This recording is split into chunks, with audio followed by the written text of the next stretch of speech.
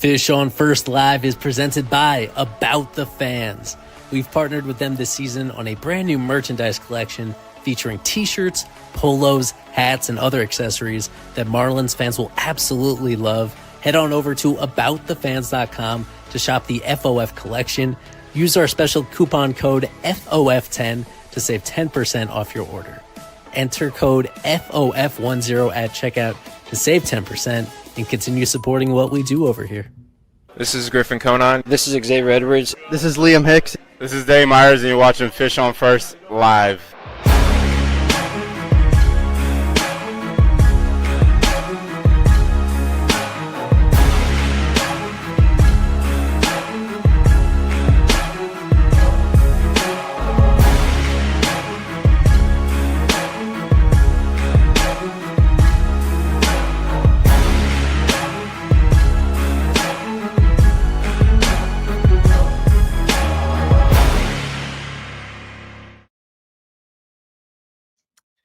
Welcome back. Fish on First Live, the second time in as many days we are live streaming about the Marlins. Yesterday, Marlins Jeopardy on the off day in between, but now more conventional live stream this time around in advance of this Blue Jays series presented by About the Fans. As always, promo code scrolling across the bottom throughout the show. Save 10% off our merch collection at aboutthefans.com when you use the promo code FOF10.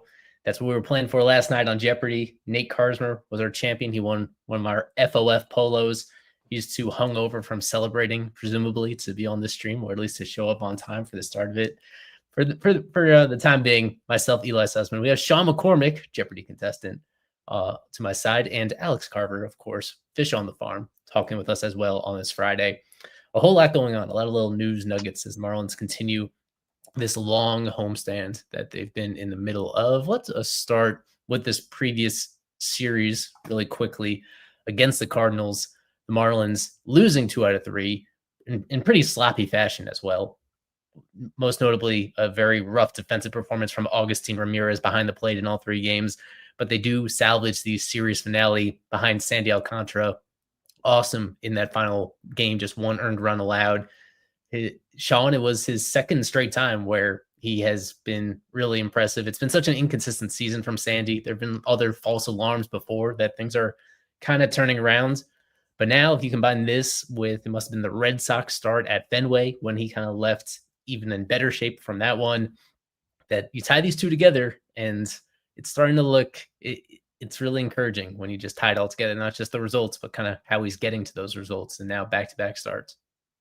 Yeah, I was just thinking the same thing that we've seen in past months too, where Sandy, in fact, in July and in June, put together 2 straight starts, both in those months where he, in 2 games, would give up 2 runs in total for those 2 games. I know at one point last month, he went 2 games in a row, 2 starts in a row, he didn't give up a run. And he's gone back-to-back outings here, if only allowing 1 run. I mean, to be honest, in my opinion, he does look sharper than any other point in the season. His velocity was pretty high against the Cardinals in his last start. He was touching 99, which, I mean, he's been around there, but not as often as in prior years.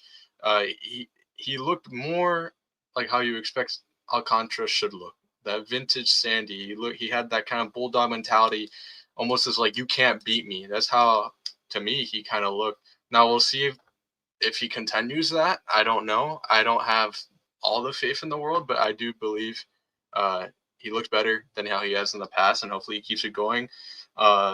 Maybe get that trade value up for the offseason, but more importantly, just get his confidence back.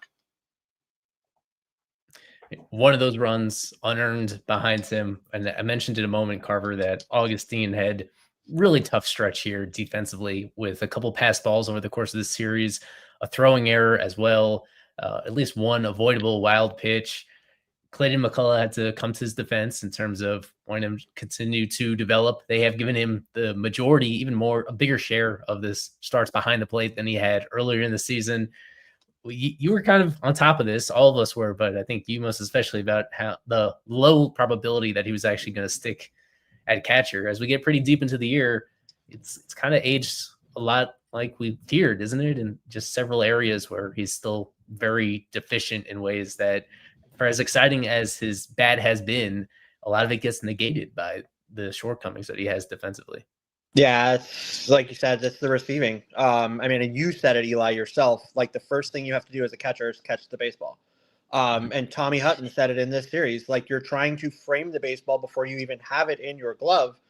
Like that, it's just not circumference of a guy that's going to be able to stick at this position. You can point out deficiencies with the arm as well, but really, I think what you have said from the start is that the guy can't like even if the pitch is a strike and the other team doesn't do any damage with it, you often see the ball popping out of this guy's glove, like going to the dirt. Like those are things that can't happen, especially with the younger pitching staff. Those are things that cannot happen if you plan to stick at catcher, and he hasn't really shown much improvement in that regard. So I think at this point he's gotten his shake at that position. His bat is ridiculous, and not only do I think it's beneficial for the Marlins to bring in somebody else at the catcher position, but it's beneficial for the player to take the pressure off of his bat because his bat plays. That's what he's here for. He's here for his bat, not for his defense. And I think the Marlins have known that for a long time, that he won't ever really be here for his defense. He will be here for his bat. That's what he's going to be here for. That's one of, I think, few Marlins prospects we've said for in a while that, the bat really plays. Like, the bat is undoubtable, like if you just let it play. So by letting it play, I mean taking that pressure off, putting him at a more comfortable position, and just letting it work itself out. And they have a true opening, in my opinion, at first base. Eric Wagaman, he's shown flashes, but not great. Troy Johnston, my guy, like I think he's more of a skip around guy that's going to come off the bench in his major league career. I think I've thought that for a while, even though I'm, high on that guy because he's a great dude. I don't think that they think that's a starting first baseman, and I don't think they should. But Augustin Ramirez could be a very good starting first baseman / DH that's going to play every day and get his bat in the lineup, whether one of those two positions that it's going to be. And you don't have to continue to play this facade that you think he's going to be a catcher. I don't think that they will. I don't think that the Marlins think he will be. I don't think anybody else thinks that he's going to be. I just think it's biding time until we see Joe Mag. Yeah. To answer this question, Mac is a very good defender. I comfortably put him in that category. Just reminded me the other night I was watching, they played a doubleheader yesterday, and just seeing him throw out a runner, him and Robbie Snelling, it helps when you work with a pitcher that's good at controlling the running game. That has been a big part of the storyline as well for the Marlins this season, is that Gus is not getting much help at all from the guys on the mounds. And that's why, as a team, the Marlins have not caught a runner stealing in almost an entire month, whether it's been Gus or whether it's been Liam Hicks behind the plate, no matter who's been on the mounds. A crazy streak of struggling in that particular aspect. With Mac, he's able to make up for a lot of his pitcher's shortcomings in that regard, just because of how quick his transfers is and how accurate his throws are. The blocking is better. The receiving is, he is going to be a breath of fresh air in that regard once he comes up. Although it's increasingly looking like that will have to wait until 2026, just because of how committed they are to maximizing Ramirez's reps down the stretch of the season so far. What else did I want to mention here? I did want to throw up this comparison between Sandy and D-Train statistically, where almost mirror images of each other as Marlins careers. And of course, Sandy will continue to add to that total over the final 5+ weeks of the season. A lot of similarities overall in that regard. You could also point to them having similar peaks, where D-Train was as good as any pitcher in the National League in 2005. I think a lot of Marlins fans that were alive for that will remember that he was robbed of the Cy Young that year. He probably was deserving of it in 2005, and Sandy actually got his award in 2022. They traded D-Train when his stock was down and there was some question about his future, and his career as a whole didn't really recover once he went to Detroit and then a couple stops after that. And with Sandy, even with him trending in the right direction as of the last week and a half, overall this season, it is playing out to be his worst season. And we'll see whether or not his career continues beyond this point. It just goes to show that this is kind of the standard for being one of the best pitchers in Marlins history. They have not really held on to guys for a very long time, especially not some of their best guys. So for Sandy to still be here this far along in his career, it already makes him stand out. I got a question on Twitter about whether, if this is it for Sandy, this is his final Marlins season, is he one of those Legends Hall of Fame inductees in the future? And I think it's pretty easy, yes, just considering the context of how few guys have even reached some of these markers as a Marlin. So we'll continue to add on to that. Go ahead, I Sean. bring something up about the whole catching situation to me is interesting because I think even Liam Hicks, I mean, statistically doesn't grade out very well as a catcher. I think he definitely looks better at behind the plate than Augustine. But I feel like maybe the Marlins and this, the whole Nick Fortes value thing here. But I can't think of another team that could potentially run out. They move Augustine to first base, which I know they've said they won't, but let's say they do, and in this hypothetical world, he's a DH first baseman that would potentially have two lefty hitting catchers. I can't think of another team that'll do that or has done that before, because lefty hitting catchers are rare to begin with. And I feel like you might put a lot of pressure on Joe Mack if you're anticipating him to being that starting catcher to start, the opening day roster in 2026, specifically because Hicks is just not great behind the plate. So do the Marlins just like kind of like, we don't really care about the defense? Like, we're happy Mac's great there, but it's more about the bat that we like more. It puts them in an interesting spot. I also thought that Liam Hicks could have been a nice trade candidate. I mean, if they would have kept Hicks, it's a bit of a backlog there. So I thought that was something interesting to look in the offseason, and especially specifically how they handle Mac. Maybe they try to bring in another veteran catcher. Clearly, they were okay with running 3 catchers during this year. So that's something I've been thinking I find quite interesting. Yeah. I feel like you may have brought that up earlier this year. Is either you or somebody else about the unlikelihood of having 2 lefty catchers at the same time hitting wise? And I think that's right, where it is hard to find other examples around the league when it comes to that. I think to piggyback off of your point about the Willis and Sandy thing, like, yeah, we know that Sandy just passed him in innings, and that's, I mean, obviously, like you said, Sandy's going to be a guy. Like, he's going to be in that Marlins Hall of Fame. I think D-Train should definitely be in that Marlins Hall of Fame for sure. Maybe next season we'll see him in there. That would be awesome. But I think 2 completely different pitchers, in my opinion. Outside of the fact that their stats are similar in terms of innings pitched. And the ERA, like you pointed out, D-Train, obviously the lefty with a super high leg kick, deception, ground balls, struck out a bunch of guys, but already Sandy has surpassed him in strikeouts. I think Sandy more so the stuff guy, the guy that's going to go out there to blow you away. Righty, obviously, as well. So just different pitchers from a different makeup, but both great. And I think both are going to be deserving to be in that Hall of Fame. The stuff for Sandy is insurmountable. I think you'll be hard pressed to find a pitcher in Marlins history that has better stuff, maybe outside of Jose Fernandez. I think his stuff is probably the best I've ever seen in this organization. But outside of that, I think that Sandy Alcantara's stuff is some of the best that we've ever seen. Whereas D-Train was more of the deception / ground ball guy. But both great. They're both going to be there. Similar innings pitched and ERAs, but different in terms of how they were made up. Me and KS4 on the same wavelength here, because I was also on a second screen double checking the Yankees' current depth chart as well when it came to the lefty hitting catcher situation. Currently, they have both of their guys are lefties because they have Austin Wells all year, and now they're playing Ben Rice heavily at catcher, not exclusively, but for most of the time when he's not at first base. So that's not the alignment they had entering the year, but it is what they've settled on right now. So it is possible, although it's on a long-term basis, it usually is. It's not normal at all. It would be the exception to the norm for sure. We should get some final thoughts here on the end of the Cal Quantrill era, where we mentioned it briefly at the start of Jeopardy last night. I think I turned it to Nate for a lot on that, so we could get just a different perspective from Sean here and from Carver about the lone major league pitching free agent signing of this past offseason being claimed off waivers by the Braves. So he's going to be back in Miami in just a few days. Not going to pitch against the Marlins the way that things line up, but he is now a member of the Braves, presumably for the rest of the year, and he's being added into the rotation, making his debut with them tomorrow in their separate series. So I want to hear from you, Sean, on both Quantrill and the fact that it seems that Gusto sliding straight into his rotation spot. He's starting tonight, and according to reporting from Craig Mish, he's going to have a decently long leash to stick in this rotation. It's not going to be just a one-off, that they're going to give him a real audition to be a starter moving forward. So with Quantrill, it was quite a bit of ups and downs, got off to that slow start, then was surprisingly consistent May, June, July, didn't get traded, hit another slump coming out of the deadline.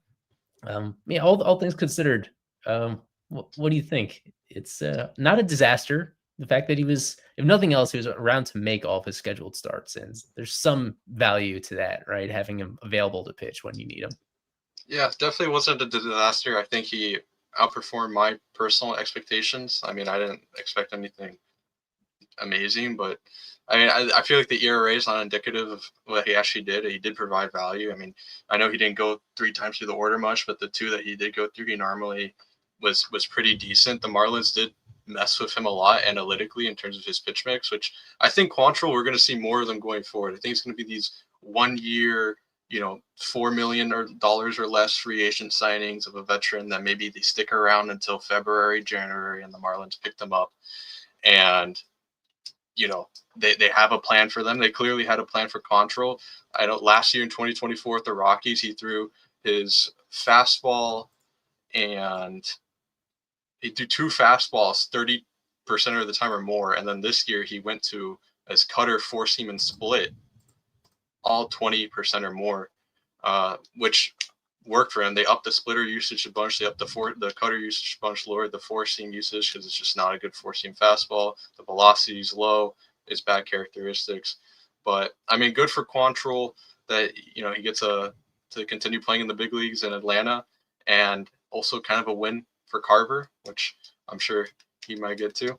But on the Gusto side, I'm high on him. I'm excited. If I was looking at what if they did anything different for his first start against the Braves on August 9th, he did, as I wrote up, as I predicted, he did up his cutter usage, less reliant on the four seam, which is a trend with the Marlins and really just throughout the league.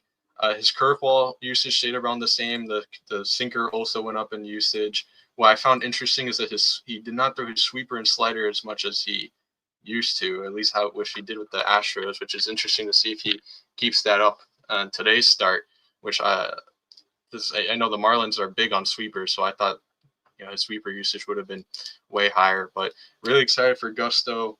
I think this is a great chance for him.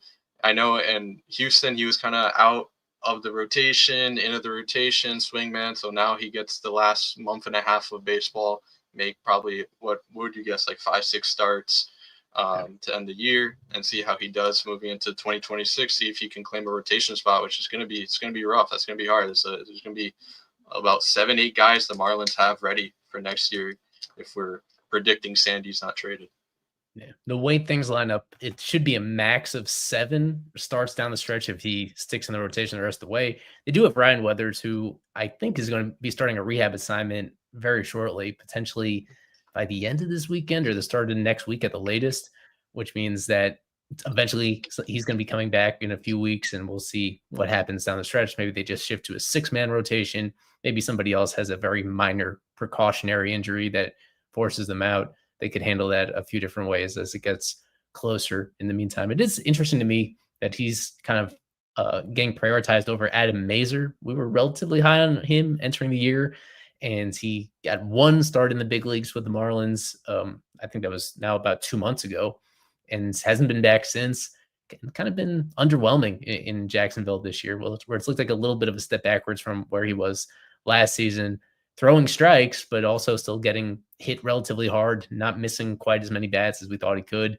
And someone in a similar situation where they're using up his minor league options, and it's interesting with him. I feel like he's one of the few prospects they've acquired where the stock has gone down a little bit since they got him. And unless another injury surprisingly pops up down the stretch with another pitcher, another starter, we might not really see more of Mazur at all until spring training. So that'll be to see that Gusto has kind of leapfrogged him on the priority list is interesting to me. But it was going to be one of those two over Robbie Snelling. I think we mentioned Robbie Snelling on the last series preview show, and we've mentioned him a lot, deservedly, because his dominance of AAA is beyond what anybody could have even imagined at the highest level. He has been incredible down there, and I was listening to his start yesterday from the other broadcast team, from the Red Sox AAA broadcast team, and the way that they were absolutely,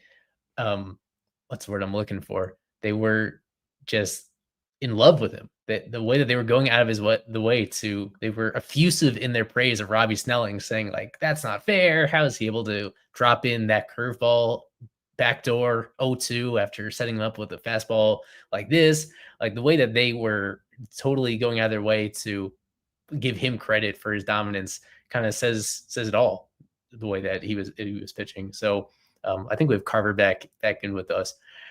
That Gusto is the one that slides into the rotation now, but Carver, things are looking up for Snelling. He's a guy that, whether or not he gets major league time this year, his actual performance is it's been incredible ever since he got that promotion.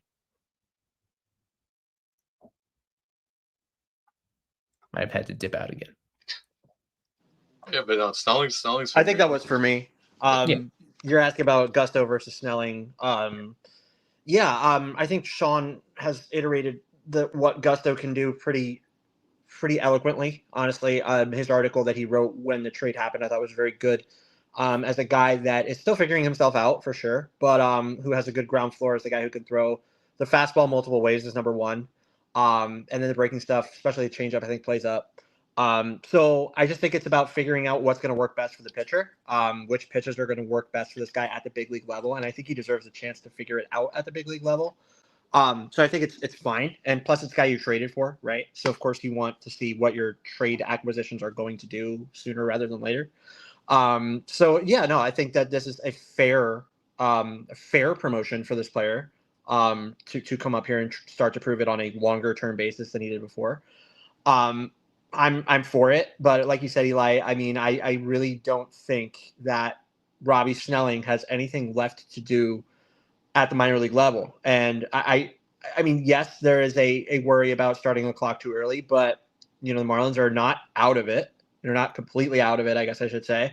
They are still a team that needs to show fans that they're willing to try to win baseball games. Even if this isn't the season they were expecting to do it in. And I think Robbie Snelling, with nothing left to prove, gives them that opportunity as the best of the options that they have. Better than Mazur, better than Gusto. I think Mazur, although he is on the 40-man roster, from the start of the season, he really had a lot to figure out with the curveball, particularly with location. In spring training, he was bouncing the pitch to the plate, and that's supposed to be one of his better weapons, is curveball. It's not a guy that's going to really blow you away with velocity. He needs to kind of rely on changeup, curveball, and I think curveball is going to be his separating point. As long as he can locate that pitch, I think he will be good.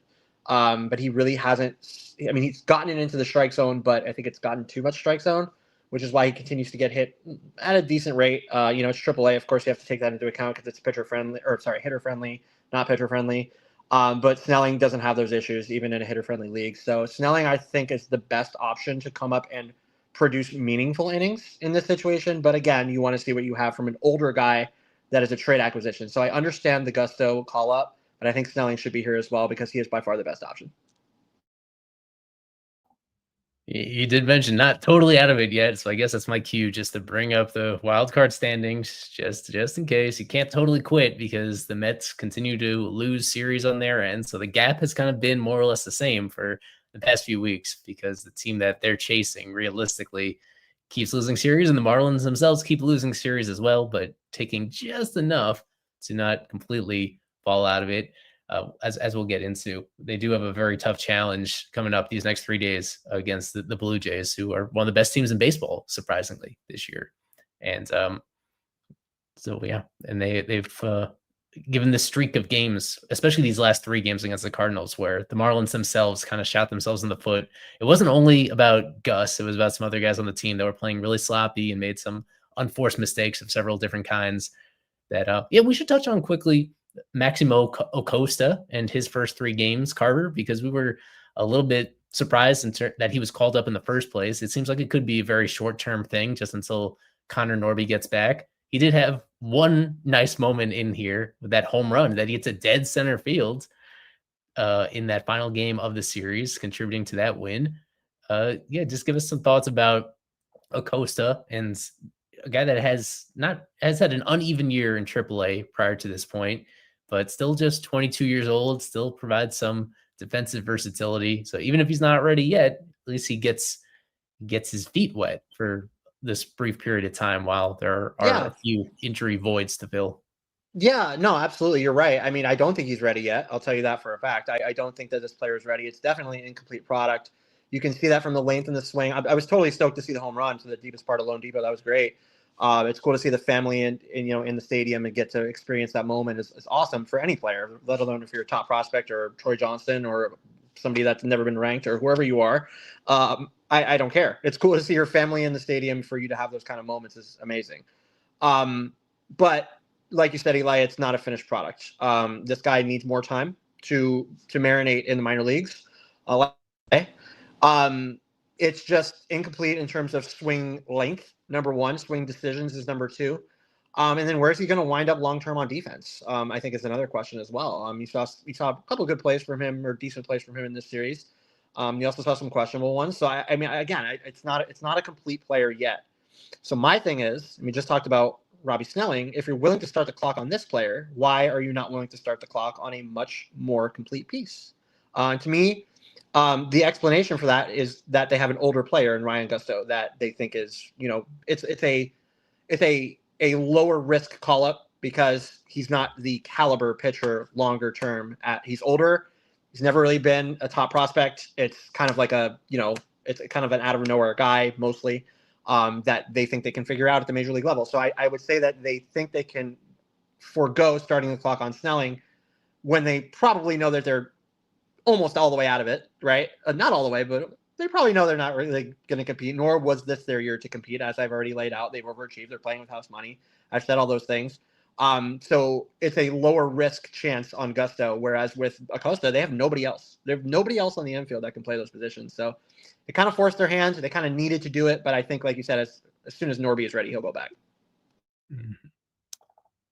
We're going to have Kevin Burrell join us from the ballpark very shortly to talk more about Marlins Blue Jays. I did want to refresh people's memory about the one series these teams played against each other last year.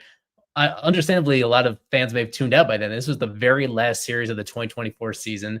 The Marlins had already lost 100 games before the series even started. But I still remembered it pretty clearly in my head, even before digging up the numbers on it. The Marlins swept the series in Toronto, outscoring the Blue Jays 26-7 in those 3 games. Sean, do you have any memories of this and how it played out? I don't want to give anything away, but I remember there's some things that stuck with me from this one about for a surprisingly one-sided dominant series from a Marlins team that had absolutely nothing to play for at this point. I don't recall the second game of Xavier Curry, but I do remember the Ryan Weathers start. That was a great way to end the season for Ryan Weathers, and also a nice way to end a pretty poor season for the Marlins in general. And I remember Adam Oller. This reminded me of Adam Oller's existence, which is pretty funny. I hope he's doing well. But yeah, that was a great series. It's a nice refresher that I'd kind of forgotten about this, but now looking at the box score just brought back memories. Hopefully the Marlins can repeat that. That'd be really nice for the playoff standings. I'm probably not going to end up. Yeah, what stuck out for me about it as we bring in Kevin from the press box was there was a 3 triple game that Xavier Edwards had in that series opener. 4-hit game overall, including 3 triples, which set a franchise record, if I remember that correctly, in that dominant one. I remember that Dane Myers hit a home run because Dane Conine hit a home run as well, and that was against his original organization. He was drafted by the Blue Jays before he was traded over. That was one of the little storylines here as well. And you mentioned Weathers already. I know Kevin is familiar with this fact that Weathers has pitched game 162 for the Marlins back-to-back years, this year and the year before. And now as things line up, maybe potentially for a third year in a row this season, my expectations are a bit lower this time around. But Jonah Bride had a bunch of hits over the course of these 3 games, and we thought Jonah Bride was still going to be a significant piece of this offense moving forward. They did end that on a high note. As we do bring in Kevin right now. Mute him from the press box. Oh boy, where do we want to start, Kevin? Quite a bit going on here at the ballpark. I guess we can let's start with Don Mattingly, the Blue Jays bench coach for the past few years, ever since leaving the Marlins. I know that you spoke to him, got a one-on-one with him before the game started. What's going on with Donnie? What did he have to say? Yeah, that was crazy. He walked out, and I was like, may as well give it a shot. And he was willing to talk. He said 2 minutes. We ended up going 5. But yeah, he's happy. He had told me that he was not thinking about going back into baseball after his tenure with the Marlins, but said, that Toronto really wanted him. They called him right away. John Schneider really wanted to have him on his staff, and I think he joined as like it was a really specific title. I think it was like offense coordinator or something like that. It was like something above the hitting coach, and he got promoted to bench coach after that, and he's been there since. Spoke about Sandy, says that he hasn't spoken to Sandy in a while, but obviously he continues to watch what he does, and it's great for him. And he just remembers how efficient Sandy was that Cy Young season. Spoke about Cabrera, mentioned, Cabby always having the injury bug at spring training and really just always being one step behind. And eventually, for him, having the ability to finally do what he's been able to do this season, and he's happy to see that. He mentioned Troy Johnston, of all people. I was not expecting that, but said he always liked Troy Swing, and he's happy to see him up here at the big league level finally. So he's glad to be here, remembers the 2020 season perfectly, and I did ask him if he would ever want to be a manager again. He didn't answer that, but he's very happy to be in Toronto is the vibe I got from talking to him, and he's happy to be back. It seems like he always is, and a couple guys he still talks to from the organization, so saw him catching up with a couple people, like front office staff. The all-time winningest manager in Marlins history, and by far the all-time losingest manager in Marlins history as well. I think he had more than twice as many losses during his tenure than anybody else. That's largely because he stuck around way longer than anybody else did. He was extended multiple times, hired by Jeffrey Loria, and stuck around for even longer than that after new ownership took over. Won National League Manager of the Year in 2020. Deservedly so, because that year was total chaos, and especially for the Marlins themselves. So I think when the dust settles, people are going to remember Donnie relatively fondly by the way that he handled himself. There were some notable injury updates, Kevin. We got to start with the negative one. By all accounts, Jesus Tinoco now officially done for the year after undergoing, well, why don't you fill us in on, he's scheduled to undergo surgery on his forearm flexor injury. Yeah, he will undergo surgery. I don't know when exactly, but we'll miss obviously the remainder of this season. Looks like he'll miss all of 2026 as well. So tough there. Obviously a guy who the Marlins got from the waiver wire last year towards the end of 2024, really made a good impression and made the roster out of spring training. Pitching in that opening day game was crucial in that win. And that was just a tough way to go out for him. He had pitched well with the opportunities he got. He's done for the year and probably 2026. So that's another, I guess, quote unquote, open bullpen spot and open 40-man spot for the taking there. And then, the good one is Griffin Conine. Like after many thinking his season was done, it was over, he looks like he may come back. So I'm curious to see what'll happen there. I'm curious to see where, I guess he could just do his rehab in AAA. Now, maybe he comes back for like that last series of the year against the Mets. See what you got at that point. I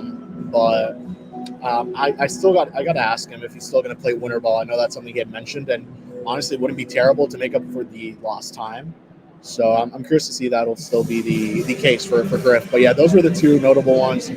Norby they said he felt a little sore. That was normal after the home run game yesterday, playing 7 innings today. And outside of that, just everyone's progressing, so nothing special there. So yeah, I would make a very educated guess that Norby is back for the next series, as long as the soreness doesn't get any worse. He did just play yesterday, and for him to go right back out there tonight for even more innings is a very good sign. I would expect him to play either Saturday or Sunday, one of the two, and as long as that goes well, you can expect him back with this team. I noted it on Twitter. He's a quick healer. He's going to be ahead of schedule. He was ahead of schedule with that oblique injury he had at the start of the year. And with this one, it was supposed to be 6 to 8 weeks. And as it turns out, it's more like 5.5 until he gets back to major league action. Presumably will be the team's primary third baseman for the foreseeable future. And with Tinoco, this is the kind of thing where no matter how well a guy performs, especially last year when it's a 100-loss team, it's why there's always this temptation just to trade your relievers while they're hot, while they have value. Who's a guy you mentioned, a waiver claim, they got him for nothing. And if he had just stayed healthy a little bit longer, then you'd be able to flip him for some younger talent. It's hard to know in terms of effectiveness, in terms of durability with these guys. And unfortunately, with the expectation that he's going to miss some portion of next year, they're probably going to designate him for assignment at some point during this upcoming offseason. If you don't know when he's going to get back and you can't feel all that confident about what version of him you're going to get back, and he's a guy that's also out of minor league options as well moving forward, that this is probably an earlier than expected end to his Marlins tenure. Unfortunately, that is my educated guess, but we will see how that plays out. And on the topic of Conine, just because he's missed so much time, it will probably be a longer rehab assignment than usual. Like with Norby, we're talking about 3 total games that he's going to play over the course of his rehab. With Griff, when he's been out for, at this point, more than 4 months, yeah, even when the rehab assignment starts, you're looking at least a full week, but probably even more than that, probably closer to 2 full weeks of at-bats before you feel really good about him coming back. I would, as long as there's no unforeseen setbacks, we should be seeing Griffin Conine back with the Marlins soon. But before the end of the year, I mean, right in the middle of September. So that would be that'd be undoubtedly just a silver lining for him, considering that he was left for dead. He was assumed that it was labeled season-ending surgery on that shoulder, and for it to be anything less than that, and to head into the offseason feeling like his normal self would be very encouraging. We should it's worth noting, Kevin, that Shane Bieber is making his return from Tommy John surgery, his first appearance at the major league level since April 2024. This guy, a former Cy Young Award winner back when he was with Cleveland, unusually traded despite still being in the middle of his Tommy John rehab. He's making his debut with the Blue Jays right in the middle of a pennant race. So that's an interesting angle to this one, to have a guy that is coming fresh off of rehab and all of a sudden expected to a guy that when he's at his best can be a pretty dominant starter, and he's going tonight.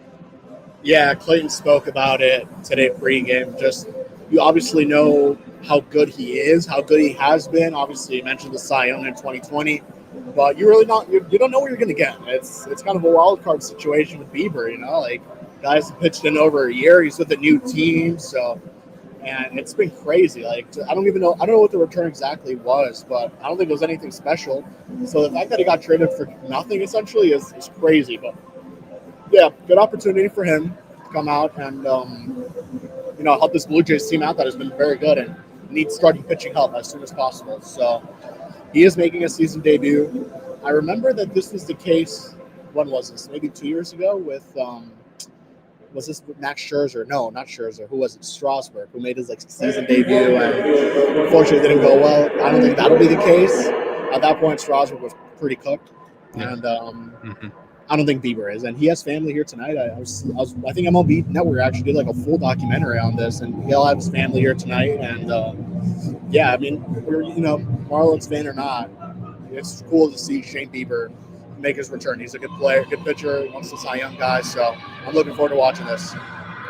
There was another example this year that was kind of comparable, which was Brandon Woodruff coming back from his shoulder surgery after missing more than a year with Milwaukee. He dominated the Marlins too. He did. He wasn't even throwing like quite with the same stuff they used to have, but his command was awesome. So yeah, that was back in right before the All-Star break, right, against Milwaukee, where the Brewers end up winning that series, and Woodruff ends up having an amazing outing in this one. So it shows you that's the upside of it. And as we've experienced with Sandy all year, it's a reminder that no matter how talented you are when you're coming off this surgery, it's no matter how good you look during your rehab outings or during spring training, it's always a pretty big adjustment to the big league level. So I have no idea what to expect from him, but I do know that he took his sweet time during the course of this rehab process.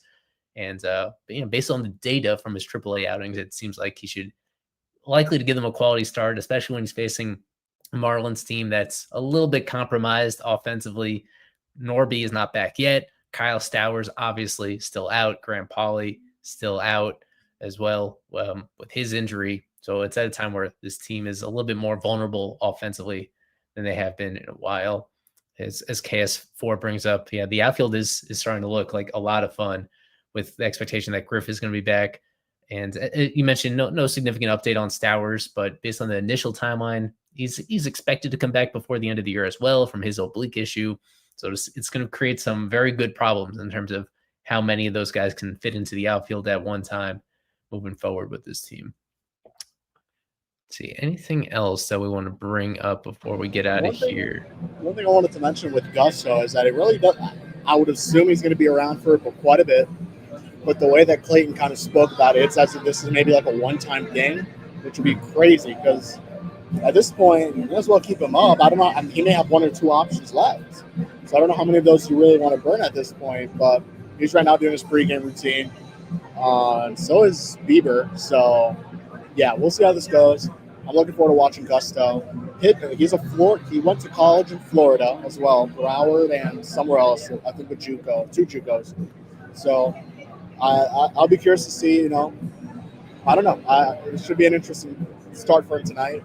Liam Hicks catching him, not Augustine. After 4 straight games of Gus behind the plate, he doesn't look like we're going to pass ball. So we'll see. Should be an interesting night, and it's a really good Toronto team. It's a really good team. I know your guy Boba Shed's here, Eli, Vladdy. No Vladdy in the lineup tonight. Yeah, with a little injury. He did some press conference today for some sort of like celebrity softball game that's going to happen here at Lone Depot on December 6th. So, yeah. Very good. We will let you out of here. The biggest VMJ fan right there. VMJ fan. No, not here. We'll let you out of here on this. Kevin Burrell from the ballpark reporting on this series. Thanks a lot, Kevin. Victor. He said he likes Victor. Victor, of course. Hey, he's still in the organization. Yeah. We will have a prediction time video from both Kevin and Giordano Carmona right there towards the end of the show right here. Let's get in a little bit more on this Blue Jays team because they are one of the best stories in baseball this year. They have already won as many games this year as they did all of last season.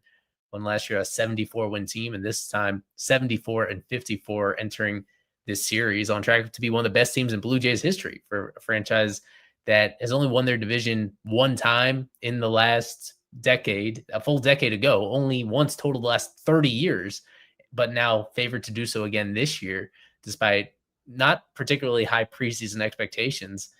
Vladdy missing from the lineup tonight, dealing with a little hamstring issue. So we're not entirely sure whether he's going to be playing in this series or not, but he has been a big part of their success.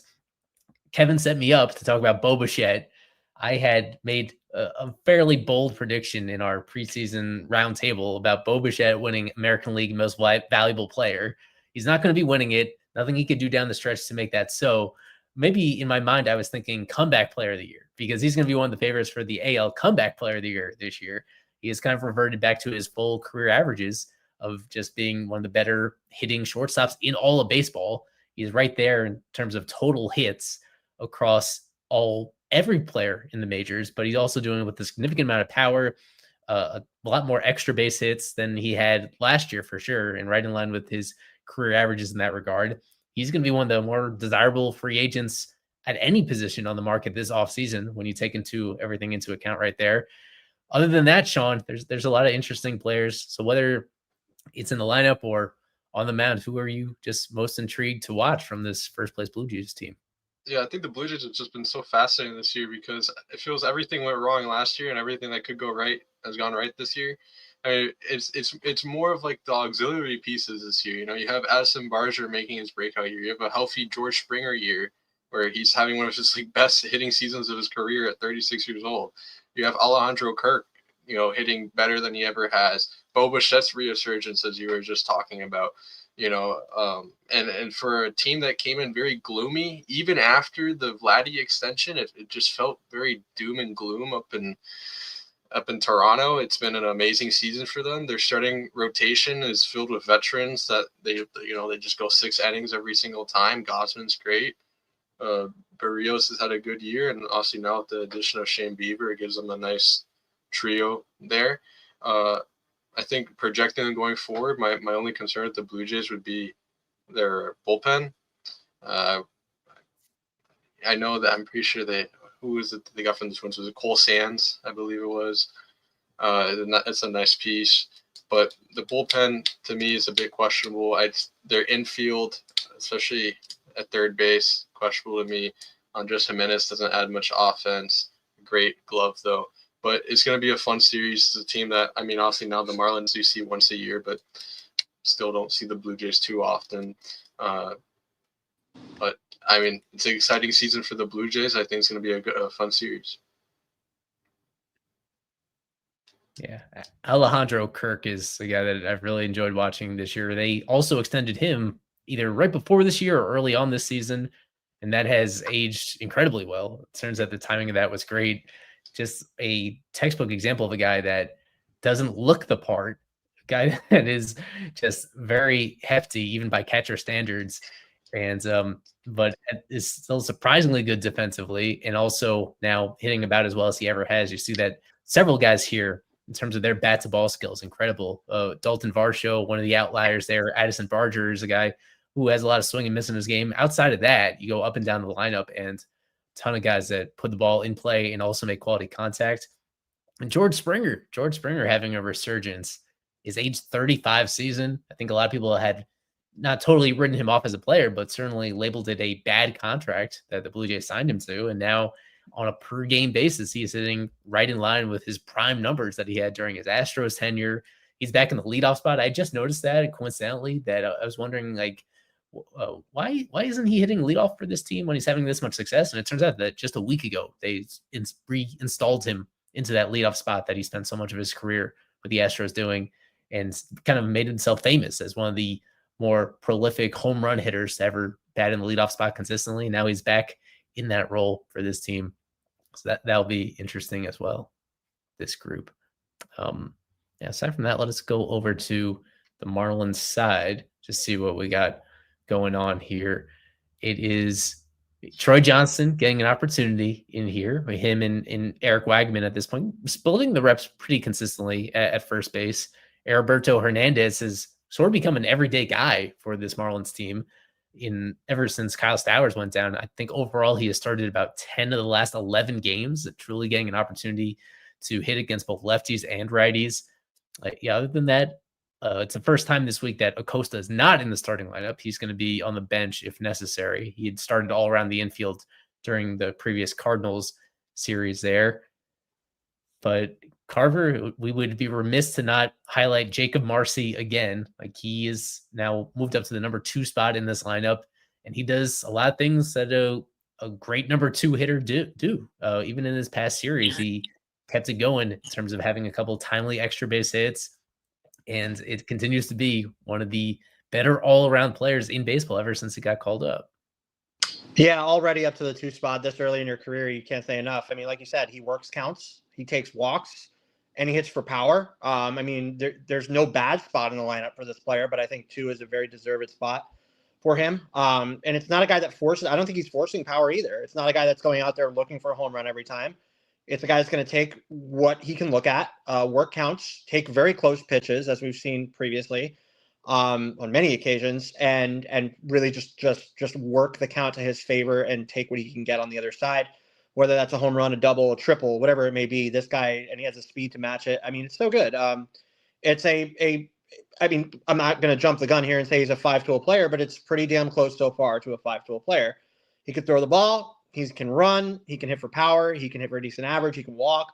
And it's not a player that I foresaw doing all of this early in his career, but it's been such a pleasant addition to this Marlins team. And I think second in the lineup is a perfect spot for him. I know it's going to be probably lesser talked about because of the blue that you can see on the screen in terms of, hard hit rate and exit velocities and stuff like that. But I really like Liam Hicks. I do. And, I love my Rule 5 guys, Eli, but I love Liam Hicks. I really do. That guy has done everything that has been asked of him. He plays first base. He can catch. He's the best catcher on the team right now. I know that's not saying a ton because Augustin is fortunately not very good, but he's decent at catcher, even, not with Augustin in the equation. He's decent at catcher, good at first base, makes stretches, a position that he didn't play very much at all, if at all, before now. I think he's learned it very quickly.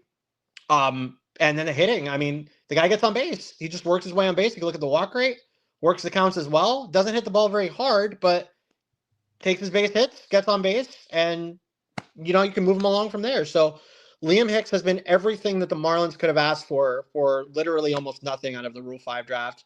That's a great find for Miami, and I am I've been stoked to see how that guy has performed. He's been very good. It's been uneventful in the sense that whenever you make a Rule 5 pick, you're wondering how much more do they have to prove to actually feel that they're going to stick on the roster. And there's basically been no doubt along the way at any point this season that Hicks was going to stick around just because of the quality of his at-bats. And as you mentioned, the fact that he's been competent defensively, especially when it comes to blocking balls in the dirt. So he's been around. I'll have to remind people that the Marlins still have this extremely long streak where they've not been able to control the running game whatsoever, whether it's Hicks back there, whether it's Augustine. And part of that, of course, comes down to the pitchers themselves and not holding on runners. So that is a factor in basically every series the Marlins play until they prove otherwise, that they're just really vulnerable in that aspect. It just puts a lot more pressure. Who's ever on the mound, it puts pressure on them to actually throw strikes so that you're not giving guys automatic spots on first base and putting yourself in a position where it can pile up on you. So yeah, it is. I assembled these in the wrong order. It is Gusto and Bieber in the first game. So going from the bottom up, it's Bieber and Gusto tonight on Friday, then Barrios and Jansen Junk on Saturday. Sean is going to be in attendance for that one to see Jansen Junk masterclass coming off a good outing in Boston. And then the series finale is going to be Kevin Gossman and Yuri Perez. And Yuri himself coming off somewhat of a shaky outing against the Cardinals. There was some good to it. I think it was that final inning where it was scoreless heading into the fifth, and then things got away from him a little bit in that inning. But I'm intrigued to see every time that Yuri takes the mound down the stretch as he continues to try to establish himself as a true top of the rotation sort of guy. And hopefully, I think for even you just want to see the best players on the field. So hopefully Vladdy is available at some point as this weekend goes on. When healthy, when available prior to this past week, he's been one of the hotter hitters in all of baseball. So you like to see them tested. There it is going to be, I think we'll finish off with this. We should note that on Sunday, Carver, they're going to induct the final member of this Marlins Legends Hall of Fame class, Luis Castillo, going in, a guy that he basically owns the record books and so many counting stats in this franchise's history for games played, for hits, for plate appearances, for what's the one I'm looking for stolen bases, even for walks. Like Castillo was for the better part of a decade, a big piece of this team, a World Series champion, of course, in 2003. And he's going to complete that class along with Conine, McKeon, and Jim Leland going in this weekend. Yeah, super exciting. Like you said, Marlon for a while, just part of a lot of different things. Obviously part of the big moments, like you just mentioned, but just his skill set alone, 4 out of 5 tool player, really, really good guy. Awesome. And you can't really tell the story of the Marlins without Luis Castillo. So when you talk about the National Baseball Hall of Fame honoring the past of basketball, the past of baseball, I guess I should say. You talk about this Marlins Hall of Fame honoring the story that you need to tell the true story of this franchise's history. Luis Castillo's got to be part of it. I mean, great player for many years, awesome dude. Made history in many different ways, stolen bases, defense, base hits, like just so many different things that guy did so well and was exciting on a day-to-day basis for some Marlins teams that were down and out, but some Marlins teams that were good, as you alluded to. He's here for all of it. So, but through it all, he was an exciting player to watch, and I'm stoked to see him back at Lone Depot. It's gonna be cool. Yeah. Some last-minute breaking news: Otto scratched from the lineup, like very short notice because we're only 15 minutes away from first pitch. Just got scratched. So Acosta is in there for a 4th straight day. We covered him earlier in the show, where you're not really expecting a whole lot from him at this stage of his development, but he's going to be in there once again. So the bigger question is about Otto, because this is now the second game this week that he's going to be missing in terms of whether that's a significant injury or not moving forward. This should have been a stretch of the season where Otto was really cementing himself as the everyday shortstop. So we will monitor that closely, and you see Kevin's handle right there. If you're not already following him, if you don't have notifications on, you should. He will keep you updated because we'll get a more specific reasoning behind that as the night goes on.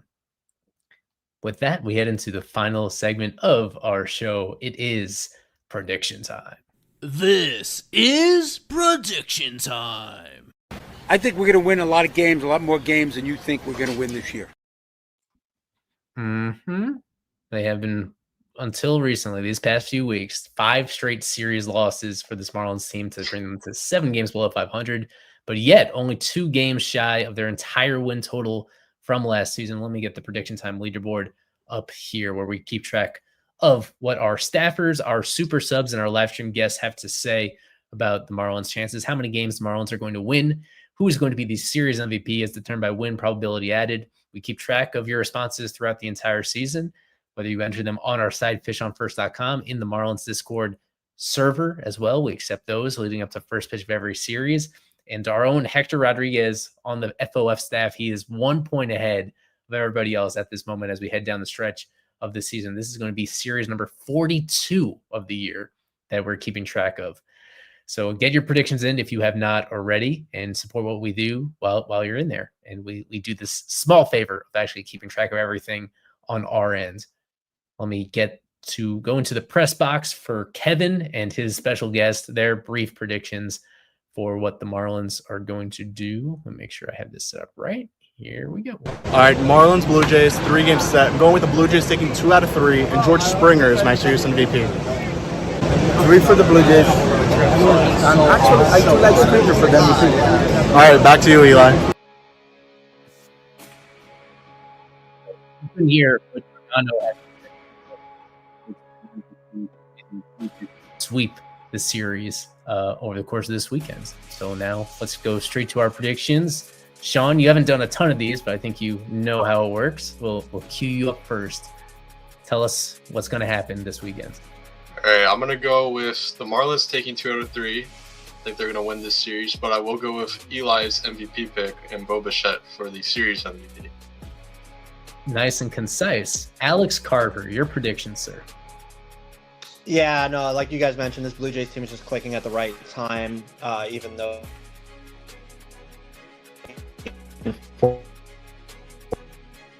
I think that guy has a lot of power potential. Just coming out of basically just huge breakout season, all at a moment's notice. So Barge, Blue Jays 2 out of 3. That's what I got. I think we were able to get most of that from him.